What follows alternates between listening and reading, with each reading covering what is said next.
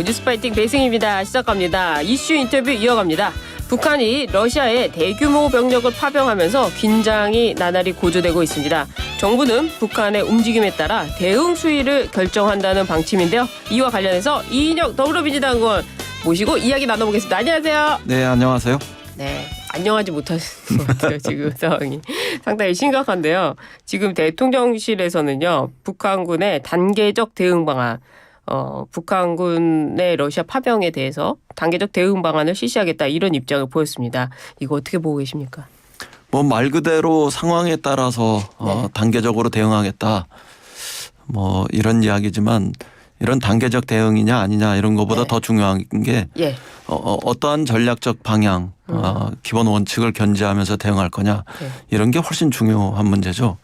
그동안 우리 정부가 일관되게 다른 나라의 전쟁에 대응하는 어떤 기본 원칙, 방향 이런 것들이 인도주의 협력하고 비살상용 장비 이런 것들을 지원하는 이런 데 기본 방점이 있었는데 이걸 넘어서 살상 무기를 노골적으로 지원한다거나 더 나아가서 우리 국군 장병의 생명이 달린 파병 문제까지 검토한다.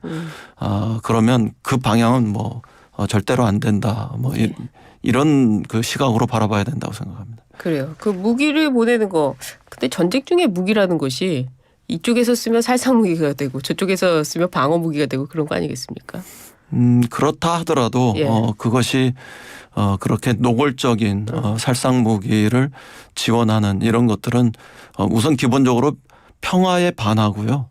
또 우리 국민들의 어떤 우려, 걱정 이런 것에 반하는 문제이기 때문에 절대로 있어서는 안 된다 이런 입장입니다. 정부가요, 이 파병된 북한군의 활동을 감시하기 위해서 창간단 혹은 전황 분석단이라는 표현을 쓰는데 이 어떤 파병하는 것이 아니라 참관해서 보겠다 이런 표현인 것 같아요. 이 참관단을 보내겠다는 입장인데요.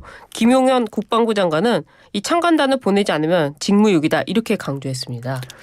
글쎄 뭐 정부로서 우크라이나 전황이나 전세 이런 것을 파악하는 과정들은 뭐 필요해 보입니다. 그러나 이런 활동들은 이른바 비노출 활동 이런 원칙을 견제해야 할 문제들이지 이렇게 공개적으로 이렇게 뭐 참관단을 보낸다는 뭐 전쟁을 참관한다는 게 좀 표현 자체도 적절하지 못할 뿐만 아니라 이렇게 공개적으로 행동하는 것들은 글쎄요 바람직하지 않다. 그리고 특히 그것이 노출됨으로 인해서 추가적인 어떤 긴장이나 군사 행위로 유발될 이런 위험성들이 있기 때문에 그렇게 지혜롭게 현명하게 대처하고 있는 것은 아니다 이렇게 봐야죠. 그렇다면은 이 비노출 활동이라고 말씀을 하셨는데요. 참관단을 보내는 것을 공개하지 않았다면 보내도 되는 겁니까? 기본적으로 우리 헌법에 의하면은 군의 어떤 파병과 관련한 거는 반드시 국회의 동의를 받아야 되는 과정이죠. 근데 이 참관단이라는 애매한 표현 속에서 파병을 우회적으로 그 시도하고 있는 것이라면 뭐 당연히 비판받고 또 비난받아야 할 일이라고 생각합니다. 그래요. 하지만 이 군의 파병과는 좀 다른 의미로 정부는 입장을 얘기한 것 같은데요. 민주당 김병주 최고위원은 이 참관단을 국회 동의 없이 보내면 국방부 장관을 탄핵하겠다 이렇게 주장을 했습니다. 이게 정말 탄핵 사유가 된다고 보세요? 네.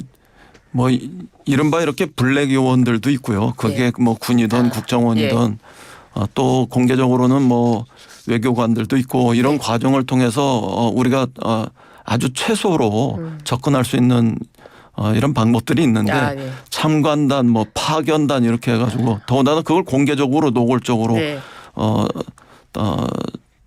정세를 이렇게 자극할 수 있는 이런 행위를 하는 것들은 사실상 군사 행위에 해당하기 때문에 그런 부분들은 뭐 저는 헌법상의 위배가 되는 문제이기 때문에 탄핵 사유가 될 수 있다 이렇게 생각합니다. 좀 공개적으로 보낸 부분에 대해서 굉장히 지적을 하시네요. 뭐 꼭 공개적인 것뿐만 아니라 비공개적으로 보내면서 그러면은 그 사실상 파병을 하는 이런 행위들은 정당합니까? 그것 자체도 예. 뭐 당연히 부당한 일이기 때문에 그런 그 정신들을 우리가 강조하고 있는 거죠. 근데 민주당에서는 이 창관단의 파견이 결국에는 사실상 파병이다 이렇게 보시는 거죠. 그렇게 이어져서는 절대로 안 된다. 이런 경고라고 생각합니다. 경고라고 생각한다. 파병이라고는 보시지 않는군요. 아직은 뭐 어떤 행위가 일어나질 않았지 않습니까? 그러니까 그게 조금 더 봐야죠. 네, 그렇습니다. 이 북한군의 러시아 파병과 관련해서는 유엔 안보리에서 총알바지 신세다 이렇게 비판을 했고요. 미국도요. 북한군은 바디백이라고 하던데 시신 가방에 담겨 돌아올 것이다 이렇게 경고를 했습니다. 어떻게 들으셨어요? 우선 좀 표현이 너무 독해요. 네. 너무 자극적이고 예. 일종의 그 심리전의 시작 아닌가 심리전. 이렇게 예. 생각합니다. 심리전의 시작이다 말씀하셨는데 사실은 이 심리전도 굉장히 중요한 거 아니겠습니까? 6.25 때도 북한군이 이 탈북하는 과정에서 심리전이 굉장히 유효했다고 하는데요. 그럼 이 심리전을 하는 것은 또 가능한 거 아닐까요? 뭐 심리전의 형태는 뭐 아주 다양하기 때문에요. 예. 뭐 기왕에 뭐 그 우크라이나 현지에서 뭐 이러저러한 그 한글로 된 전단을 네. 뭐 살파하는 뭐 이런 얘기 나온 것들도 있습니다만 그런 것뿐만 아니라 국제 무대에서 예. 이 우크라이나 러시아 전쟁에 북이 참여하는 것은 바람직하지 않다. 네. 뭐 이런 것들도 그런 영역일 수 있고요. 예. 또 이 혹시나 뭐 북에서 많은 사람들이 알지 못한다면 네. 그것을 알 수 있도록 또 다른 어떤 방법을 사용해 보는 그래서 북내에서도 북의 군대가 러시아 우크라이나 전쟁에 파견돼 나가는 것은 바람직하지 네. 않다. 뭐 이런 것들이 일어나는 등등해서 아주 다양한 영역에서 예.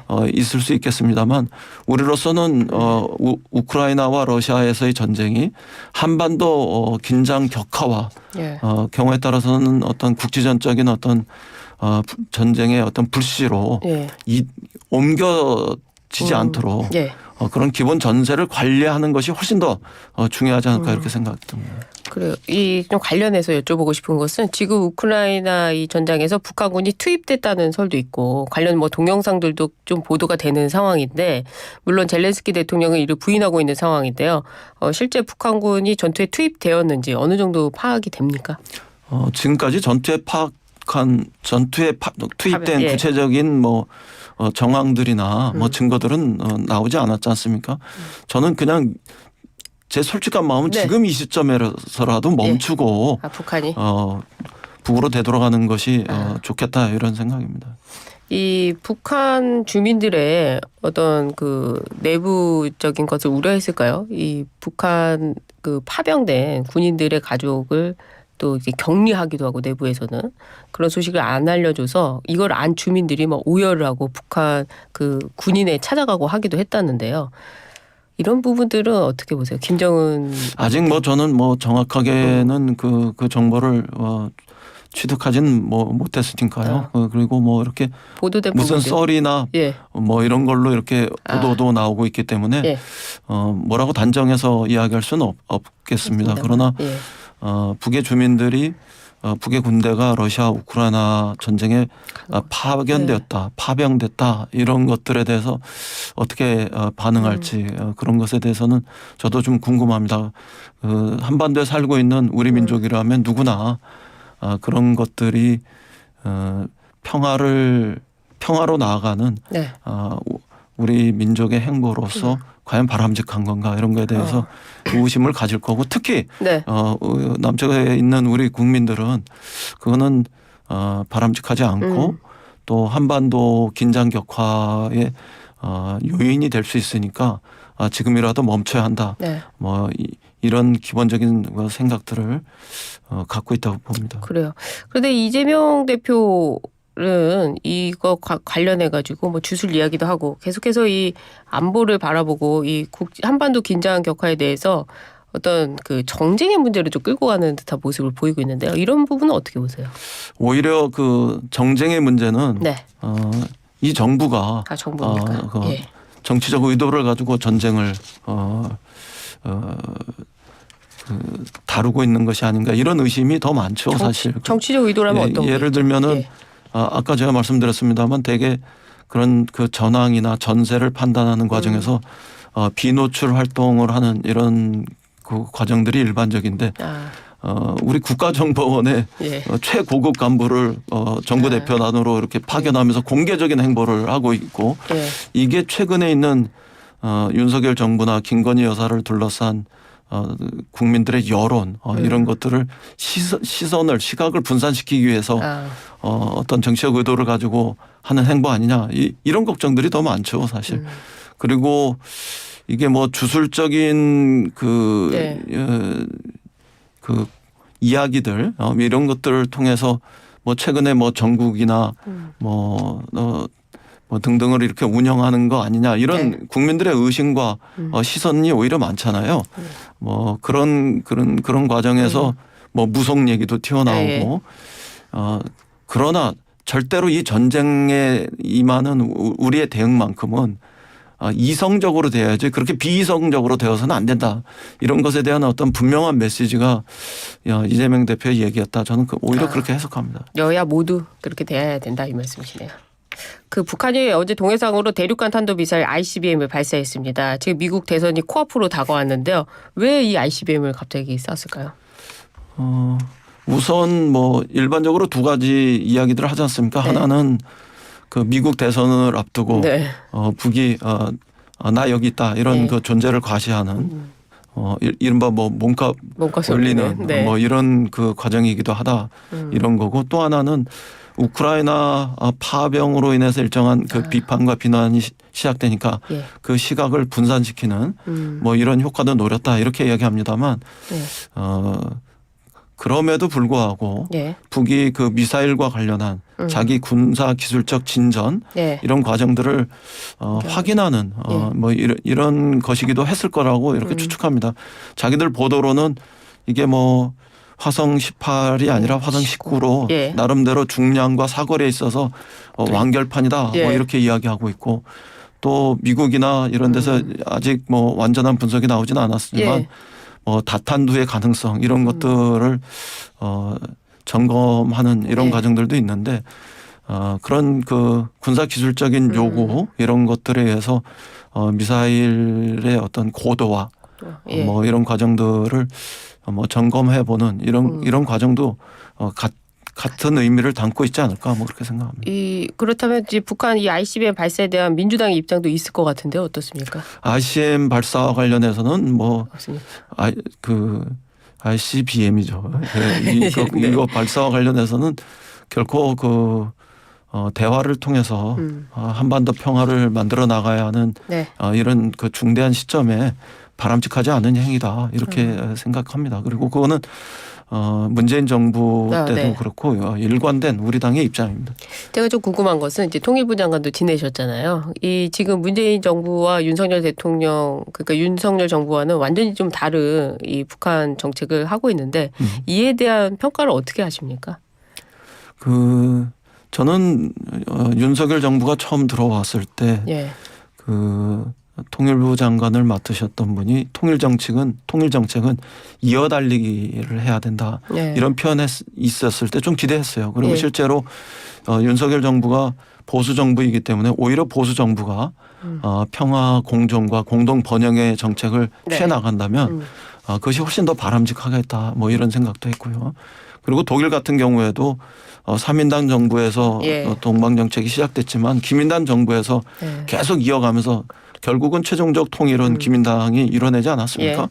그런 점들을 볼 때 남북 관계 특히 대북 정책은 일관성 있게 지속적으로 대화와 협상을 통해서 평화적으로 접근하고 또 평화적으로 통일에 이를 수 있도록 이렇게 정책을 취해 나가는 것이 좋다 이렇게 생각을 했는데 윤석열 정부에서 단절입니까?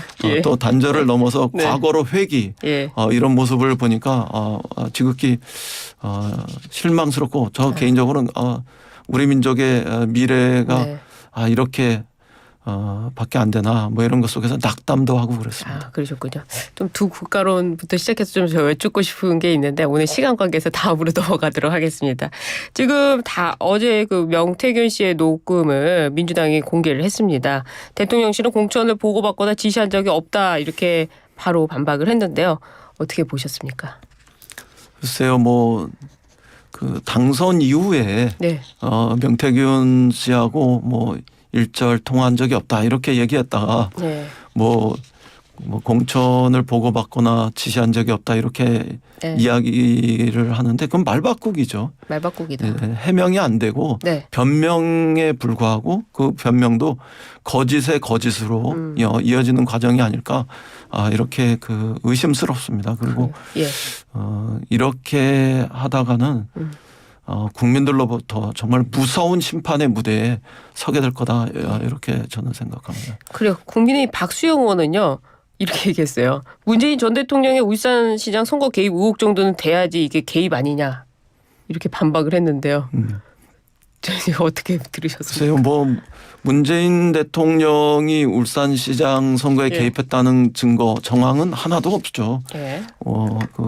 그런 측면에서 예. 그냥 이렇게 교묘하게 이렇게 물타기. 뭐 물타기 하고 있다. 뭐 그렇게 봐야죠. 물타기보다도 네. 물타기도 정말 한참 낮은 수준의 물타기다 그랬어요? 이렇게 봐야죠. 박수영 의원의 반박은 한참 낮은 수준의 물타기다 이렇게 정리하겠습니다. 그 민주당이 또 이 명태균 씨의 통화 녹취 공개에 이어서 내일은요 장애 집회까지 예고를 했는데요. 국민의힘에서는 이재명 대표의 선거를 앞두고 방탄 집회다 이렇게 비판했습니다. 어떻습니까?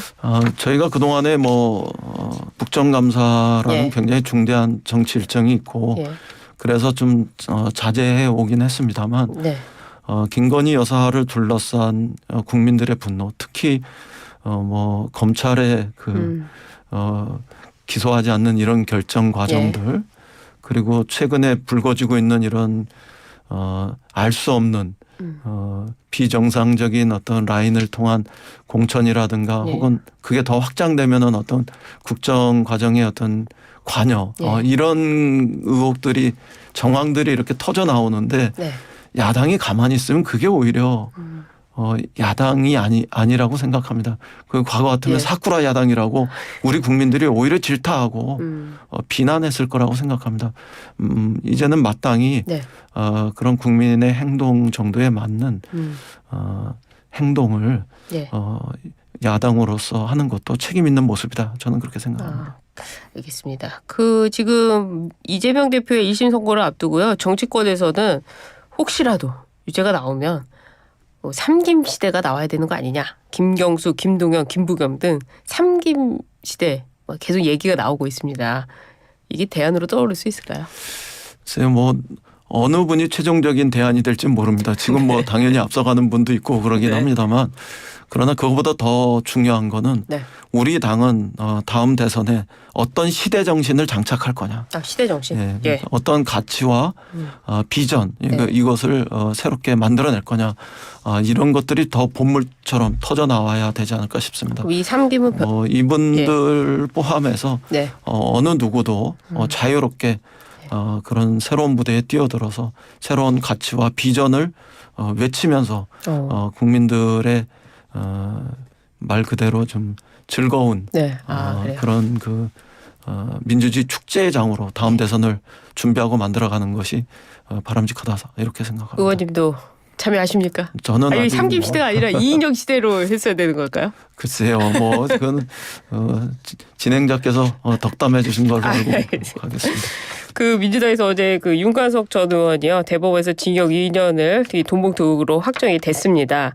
향후에 이 의혹에 연루된 전현직 의원들도 재판에서 유죄 가능성이 좀 높아졌다 이렇게 분석이 되는데요. 민주당의 입장 표명이 필요할까요? 네, 민주당은 기본적으로 당내 경선이나 전당대회 과정에서 일체의 비민주적인 행위들에 대해서 반대해 왔고 네. 그런 면에서 국회의원들은 특정한 후보 진영에서 공개적인 어떤 그런 경선 활동에 참여하는 것을 당규로도 금해해 왔지 않습니까? 네. 이런 과정에서 기본적인 대처를 할 것이고 또 앞으로 몇몇 연루됐다고 지적되는 네. 그런 의원들이 본인들은 다 그 혐의를 부인하고 있기 때문에 그런 과정들을 지켜보면서 대처하리라고 생각합니다. 검찰 소환 조사에 응하지 않고 있는 부분도 있는데요. 어떻습니까? 뭐 또 응하는 사람들도 있으니까요. 그래요? 예. 그건 좀 그분들이 당당하게 네. 응할 건 응하고 또 아닌 건 아니라고 부정해내면서 대처해 나가리라고 생각합니다. 알겠습니다. 오늘 차분하게 말씀 들어봤는데요. 역시 고견을 들으니까 숙연해집니다. 네, 오늘 말씀 잘 들었습니다. 지금까지 이인영 더불어민주당 의원과 함께했습니다. 감사합니다. 고맙습니다.